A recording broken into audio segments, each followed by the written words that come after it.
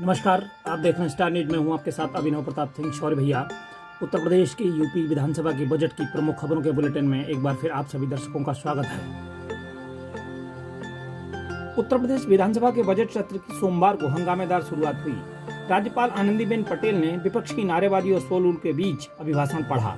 उन्होंने सरकार की सराहना करते हुए कहा कि सुशासन, सुरक्षा एवं विकास के मार्ग पर आगे बढ़ रही है सरकार।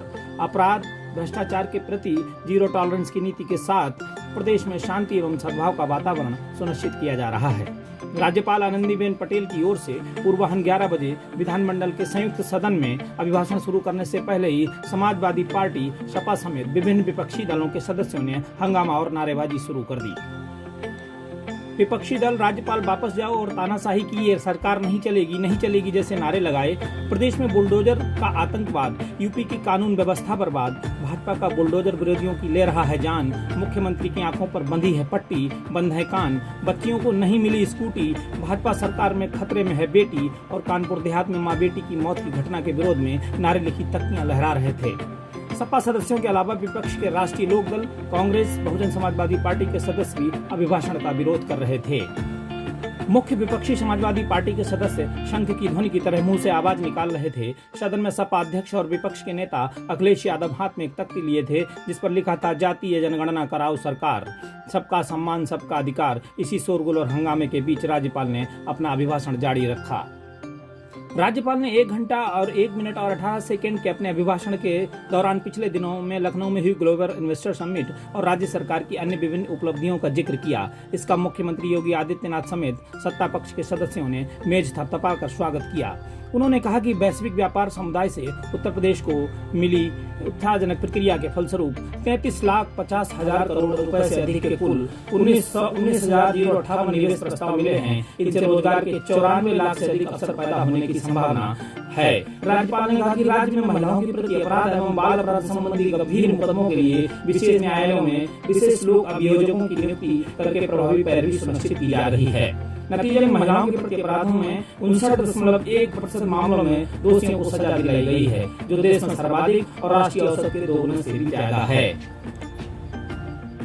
राज्यपाल ने अभिभाषण में कहा कि प्रदेश सरकार ने राज्य में 847 अतिक्रमणकारियों को भूमाफिया के रूप में चिन्हित किया। इस वक्त 196 भूमाफिया जेल में हैं। अवैध कब्जे हटाने के लिए राज्य स्तर पर 4 एंटी भूमाफिया टास्क फोर्स का गठन किया गया है। राज्य में अब तक 70,000 हेक्टेयर से ज्यादा क्षेत्र को अतिक्रमण मुक्त कराया गया है।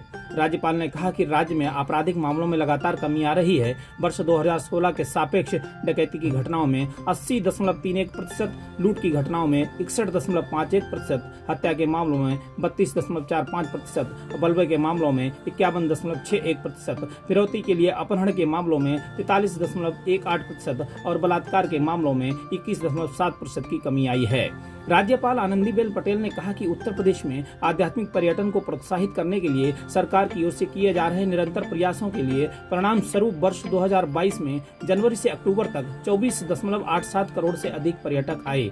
इसमें से 4.10 लाख पर्यटक विदेशी भी शामिल हैं। वर्ष 2022 में अयोध्या में आयोजित दीपोत्सव में 15,7,6,955 दीप जलाकर विश्व रिकॉर्ड बनाया गया। राज्यपाल ने अभिभाषण में कहा कि श्री काशी विश्वनाथ धाम का विस्तारीकरण और सौंदर्यीकरण के बाद वहां दर्शन के लिए आने वाले श्रद्धालुओं की संख्या में 4 से 5 गुना की बढ़ोतरी हुई है। राज्यपाल ने अभिभाषण में कहा कि प्रदेश सरकार ने राज्य में 847 अतिक्रमणकारियों को भूमाफिया के रूप में चिन्हित किया। इस वक्त 196 भूमाफिया जेल में हैं। अवैध कब्जे हटाने के लिए राज्य स्तर पर 4 एंटी भूमाफिया टास्क फोर्स का गठन किया गया है। राज्य में अब तक 70,000 हेक्टेयर से ज्यादा क्षेत्र को अतिक्रमण मुक्त कराया गया है। राज्यपाल ने कहा कि राज्य में आपराधिक मामलों में लगातार कमी आ रही है। वर्ष 2016 के सापेक्ष डकैती की घटनाओं में 80.31%, लूट की घटनाओं में 61.51%, हत्या के मामलों में 32.45%, बलवे के मामलों में 51.61%, फिरौती के लिए अपहरण के मामलों में 43.18% और बलात्कार के मामलों में 21.7% की कमी आई है। राज्यपाल आनंदीबेन पटेल ने कहा कि उत्तर प्रदेश में आध्यात्मिक पर्यटन को प्रोत्साहित करने के लिए सरकार की ओर से किए जा रहे निरंतर प्रयासों के लिए परिणाम स्वरूप वर्ष 2022 में जनवरी से अक्टूबर तक 24.87 करोड़ से अधिक पर्यटक आए। इसमें से 4.10 लाख पर्यटक विदेशी भी शामिल हैं। वर्ष 2022 में अयोध्या में आयोजित दीपोत्सव में 15,7,6,9,5 दीप जलाकर विश्व रिकॉर्ड बनाया गया। राज्यपाल ने अपने अभिभाषण की काशी विश्वनाथ धाम का विस्तारीकरण और संधिकरण के बाद महादर्शन के लिए आने वाले मुलायम सिंह यादव की संख्या में विधानसभा के पूर्व अध्यक्ष केसरीनाथ त्रिपाठी, विधानसभा सदस्य राहुल प्रकाश कौल के निधन पर उन्होंने अपनी विनम्र श्रद्धांजलि अर्पित की। इससे पहले 10:50 पर राज्यपाल विधानसभा के मुख्य द्वार पर गेट नंबर 1 से पहुंची।